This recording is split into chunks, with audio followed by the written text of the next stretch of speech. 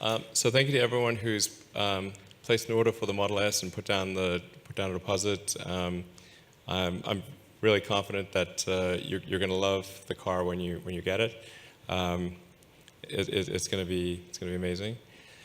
Yeah, the Model 3. Sometimes people wonder about like the presentations that I make or Tesla makes, the Model 3 one was the first time we actually rehearsed for one day. So if they seem a little off the cuff sometimes, it's because they are. We're like trying to make our efforts are focused on making the cars as good as possible and solving problems, and so presentations and whatnot tend to be a lower priority than actually making the products good. Yeah, and I mean, this is a car we're all just incredibly excited about. For many, I think many people at Tesla, even those who have been there all the way from the beginning, this is the car we've wanted to build since the company was founded. And we often get this criticism that we're in business to make expensive electric cars, for wealthy people, but it's absolutely not the case. This is not why we started the company. And the Model 3 is the ability to realize all these innovations and improvements and learnings we've made along the way into a product that people can actually, a large number of people can afford. Exactly. Now, of course, in order for us to produce the Model 3, we're critically dependent on the revenue that we receive for people that buy the Model S and the Model X. So it's real important to bear in mind, like the thing that is enabling the Model 3 to exist is fundamentally the people that are buying the Model S and the X today and historically. I'd also want to emphasize that people sometimes wonder, well, should I buy a Model S or a Model 3? And the Model S is always going to be our technology leader. The Model S and the X, they're going to be our technology leader. And the reason for the S and the X being the technology leader is because when you create new technology, before you've had time to refine the design and achieve economies of scale, whatever that technology is, it's going to be expensive. I want to be clear. The reason S and X will have the S and X, the technology in the S and X will precede the 3 is not because we're trying to intentionally withhold it from the 3, but rather because it's fundamentally more expensive when you have new technology until you can do multiple design iterations and achieve economies of scale. So those that buy a Model S and X should know that they actually will be buying the most advanced car, and they will effectively be paying for that technology to then make its way to the Model 3. Yeah, so that's the, some people aren't sure, is S or X better? Oh, sorry, is the Model S or the Model 3 better? The Model S is definitely, better. It's going to have the leading edge technology and all that. And then over time, that technology will make itself to the Model 3.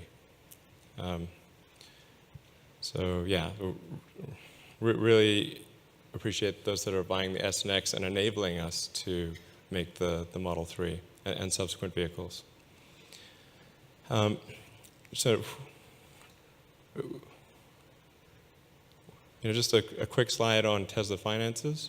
We won't spend a lot of time on this, but one of the criticisms we receive, particularly from certain quarters, is Tesla is basically just getting all these government subsidies, and that's the reason we're alive, and this is just not true. So you can see that basically the money we receive from government relative to revenue and investments, and where it goes down in 2013, that's Tesla paying back the DOE loan. So the actual amount of money that Tesla has gotten from the government is a very tiny amount relative to what, so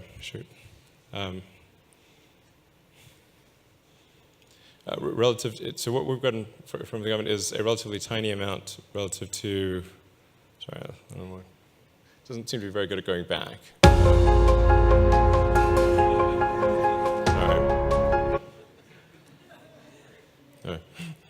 like, the forward button works.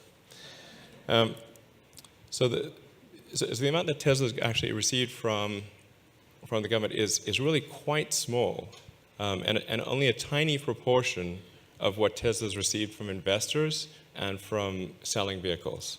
So it's really, you can see that basically the gray is kind of the money from government, and you need to net that out against the fact that the loan was repaid in 2013. So it's really quite small. Now this doesn't include incentives that consumers get, but it's really important to emphasize that Tesla doesn't change its price based on consumer incentives. So the Tesla price is based on essentially roughly a 20 to 25% markup on our cost of production. So in places where there is, say, some consumer-based government incentive to buy a car, we do not increase the price of the car. So then you'll see sort of articles that are written by people whose, I think, motivations are sometimes questionable, that Tesla's received all this money because they'll add up consumer incentives and say Tesla's received the money, when in fact, of course, we have not. All it's done is reduce the price of the car to consumers, but we have not. It would only be money to Tesla if we had increased the price before doing so, which we never do. The Tesla price, and it's consistent worldwide, is just based on what is our car costing, and then we add, we aspire to add sort of roughly 25% on top of that, which has to cover, all of our sales costs and all of the overhead and the engineering and the R&D and future investments for future products. But it's not money that Tesla receives, it's money that the consumer receives. So the net effect of such things is simply to change how many cars are purchased. It changes how many cars are sold, but this is not money that comes to Tesla. Yeah. Yeah, and maybe it's also just worth mentioning the Gigafactory, because I think there's a perception, especially in Nevada, that Tesla just received over $1 billion in cash from the state of Nevada to somehow build that factory. And if you look at the bar in 2015 and 2016, it's tiny. Yeah, that's the amount that Tesla received so far from Nevada. It's like a tiny little thing. So we've received a total of $20 million from the state. And this is and the total investment to date from Tesla and from our strategic partners like Panasonic is on the order of $2 billion. So certainly it's helpful to have a 1% contribution from the state of Nevada. We appreciate that, but it is not it's not the difference between making the factory or not. The way it is portrayed in the media is as though Nevada wired Tesla $1.3 billion, which would have been actually quite nice. We wouldn't say no to that, except it's not true. Almost all of the Nevada incentive consists of alleviation of sales and use tax on factory equipment over 20 years.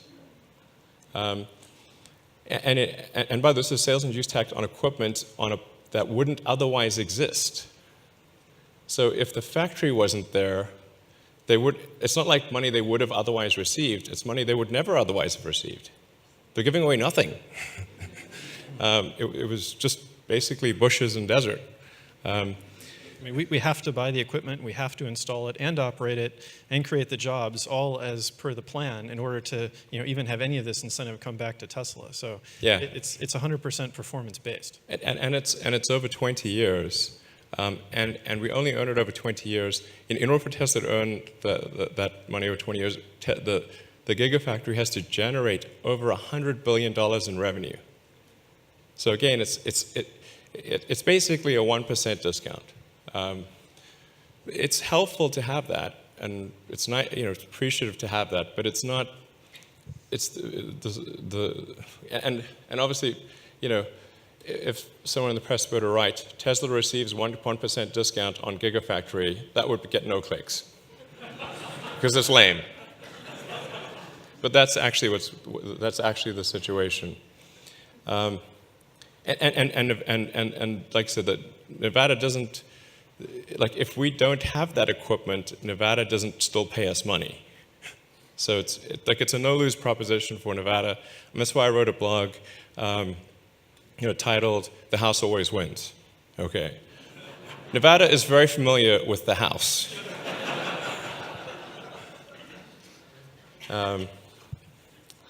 So I think it's real important to clear that up. And I particularly wanted to spend time on this because obviously we're in an election year, and so what happens in an election year is particularly Tesla gets sort of made into a political football and kicked around quite a bit. Yeah, I mean, the last one, there were 3 presidential debates. Of the 3 presidential debates, Mitt Romney attacked us in 2 out of 3 by name. Like, that's a lot of time to spend on a little company. And I don't think he came up with that attack by himself. That was not, somebody made him do, somebody asked him to do that. And somebody with not good motivations. So he actually called us like a loser. It's like, okay, well.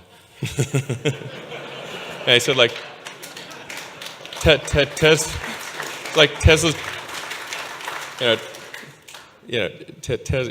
Tesla is like a loser of a company or something, and I mean, he got the object right, but not the subject.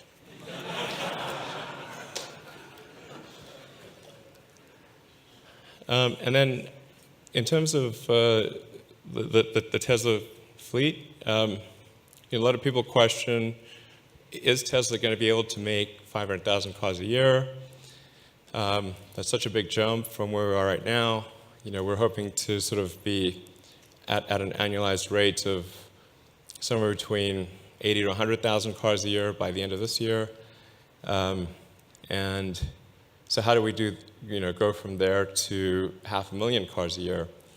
And that's where I think it's important to just point out, we've made much bigger leaps than this in the past, going from 500 or 600 Roadsters a year to where we made half the car, to the Model S, to where we made 20,000 cars, and we made the whole car, and it was a much more complicated car. And you can see, essentially, going from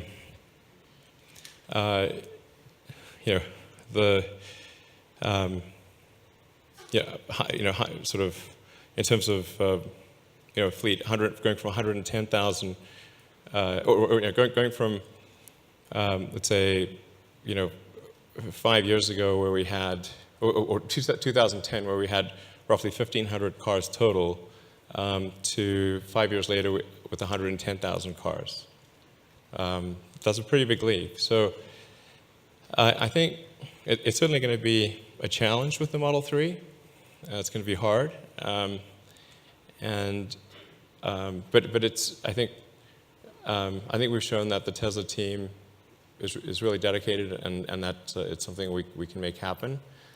And then particularly with thinking about the mistakes we've made in the past, where we've sort of overcomplicated products like the Model X, and if we're really making sure that we don't do that with the Model 3, and that we have a tight interaction loop between manufacturing and engineering and design, so that we design a car that is easy to make, and that if there are cool features, it's great. We'll table those to version 2, version 3, version 4. And maybe it's worth making another point, because sometimes people ask me, when should I buy a Model S or a Model X? And it's like, are you going to make an improved version? I'm like, of course.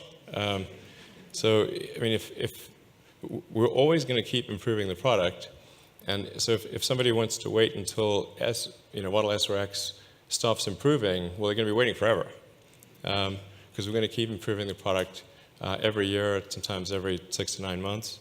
So I think generally, the right time to buy a car is always now. And then depending upon how much you like new technology, then buy a new car at whatever that periodicity is that you think makes sense.